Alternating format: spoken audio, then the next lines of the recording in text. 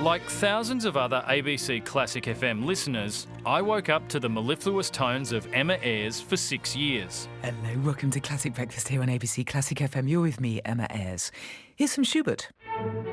Then, a year and a half ago, she broke our Schubert-loving hearts, hanging up her headphones and heading to Afghanistan, where she applied her considerable skills as a professional viola and cello player to teach music to children at the war-torn country's only music school. Please welcome Emma Ayres! Hello, welcome. So everything's going well, you're on ABC Classical, everyone loves you. I listened to you every morning and then you left. You were the other one. Yeah, I was that guy. Why Kabul? Well, I had been doing some investigation for Anzac Day back in 2012. And I always like to do something really special for Anzac Day. So I was looking at where all our forces were serving around the world and just basically putting in the name of that city or that country and music. And so I put in Kabul and music, and all these articles came up about this institute. So it's called the Afghanistan National Institute of Music. And I saw all these newspaper articles and TV clips about this school where an Afghan Australian had returned to his country and basically restarted music in Afghanistan. So what does that mean for, say, a kid growing up in Kabul to have something like that? It's huge. So when the Mujahideen and the Taliban were in charge, or sort of vaguely in charge in Afghanistan, literally all music was banned. Everything was banned. The only things that you could do were chant the Quran and listen to the call to prayer. So these kids, they just couldn't listen to any music.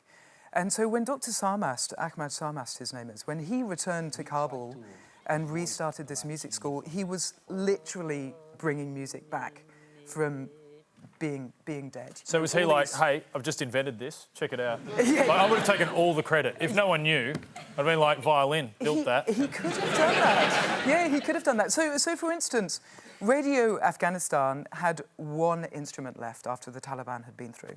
I mean, the ABC doesn't have any instruments, but still, radio... That's how much we're struggling. Yeah, exactly. There's a radio station in Afghanistan going, oh, poor ABC. So what instrument was it? They're going to send donations to here. What was the one instrument they had left? It was like half a violin.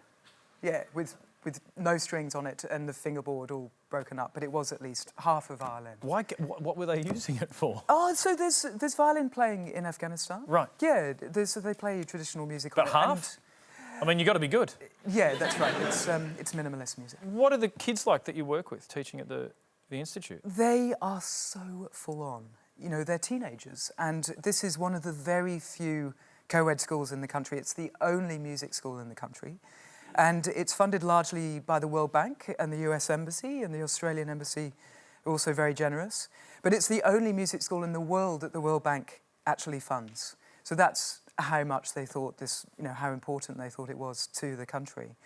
And so that, these kids, some of them are teenagers, so it started about 9, and then they go through to their early 20s. And it's just like any other place in the world. These girls and boys, some of them, begin to really like each other. They hang around in practice rooms, and, it's all that kind of regular stuff that goes on. It strikes me, maybe it's my own ignorance, but that feels like it might be culturally unusual. It is culturally very challenging, and so it's what I think is really remarkable about the school is how the parents want their children to have an education so much, and so many parents see the importance of education and getting music back into the country.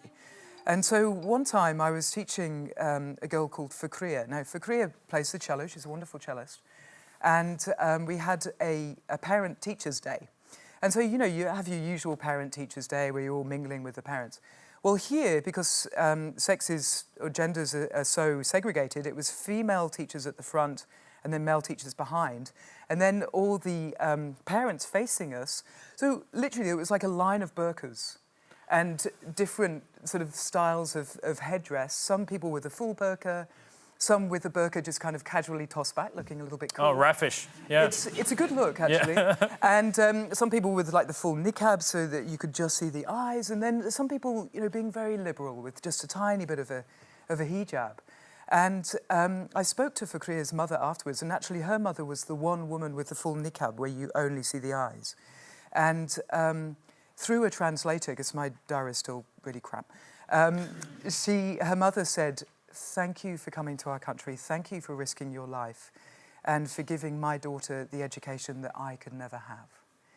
So when you come across, when you have somebody saying something like that to you, all the risk of whatever risks there are in Kabul, it all just totally fades away. And you do actually forget about it after a while. Those risks, I visited the troops over there to entertain them. Yeah. That's how bad Did it is. you? They asked me. Oh, right. Security, they barely let us off the base. And if we went anywhere, we had bodyguards. Yeah. You'd live there. Aren't you scared at all? Look, there were some suicide bombers who were found next door to the school. I mean, my school had some ne'er-do-wells, but that's full on. Yeah. And, literally with, vests and everything. And I think they caught, 5 of them and 2 of them escaped. And I was really shitting myself the next day. I mean, I really was. But then I just thought, well, these kids are risking their life every day to come to the school. And their parents also, to a certain extent. There is a lot of liberalism in Kabul, relatively. But still, there's an awful lot of conservatism. And, there's a reason that we don't send our kids home with instruments. A child here with a little cello on their back looks super cute, but in Kabul, it's like you might as well just paint a target on their back. So, look, I was scared, but then I also thought, these kids are coming here every day. 5 to 6 million people live in Kabul, and many of them don't have a choice, and they live here and they're trying to make the city better. So it's kind of, I guess it's my small contribution. I think as classical musicians, I think it's very easy to sit in an orchestra and play in a lovely concert hall and get paid good money and never really have to struggle in life. And so I guess I wanted to give something back. I received so much when I was a child and when I was a student. And to have the chance to give that back and to work with these kids and with Dr. Sarmast, how could you not? It's the best decision I've made in my life. Are you, because you're a musician, are you very protective of your hands? Do you Yes. try not to use them for things and hide them? Don't worry, it's not a show where we're going to play Stick It in the Box. Inside this box we have a number of animals. One of them may bite off your hands. No, do you behave differently to protect your hands? Not ridiculously. I tend to put them in the pocket in my pockets if I walk in downstairs, just in case if I fall. I'd rather break my neck than my little finger.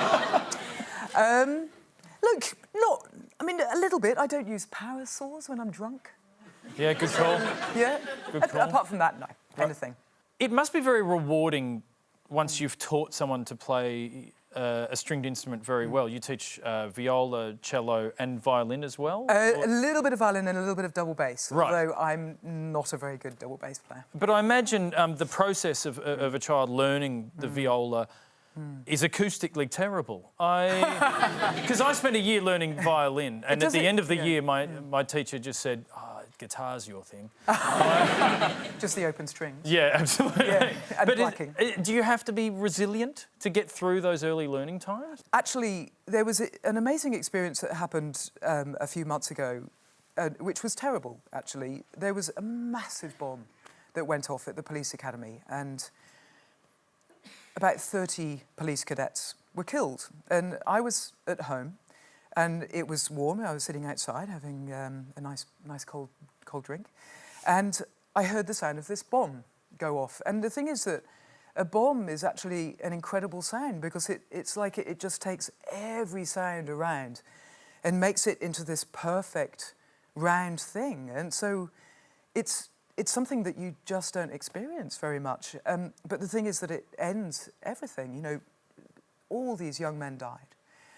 And then I went to school the next day, as you do, and I listened to a beginning string student, and it sounded absolutely terrible. I was thinking about the sound of the bomb, which was kind of perfect, but it ended everything. And then the sound of this little kid playing the viola, and it sounded so terrible. But the thing is, it was the beginning of something so incredible. This little kid, we have orphans, We have girls and boys. We have kids who would have had to have been selling like balloons and gums on the street, and the school gives their family a stipend so that they can come and study.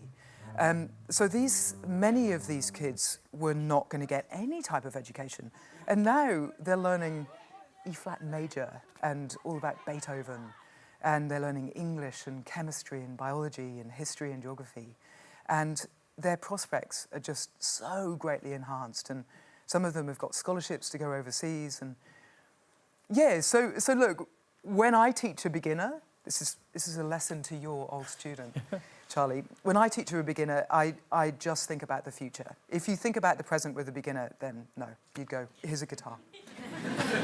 I was so sad when you left ABC Classical. It was the end of something, but it was the beginning of something wonderful as well. Thank you so much for joining us. Thank Emma you. Ayres, thank you. Thank you very much.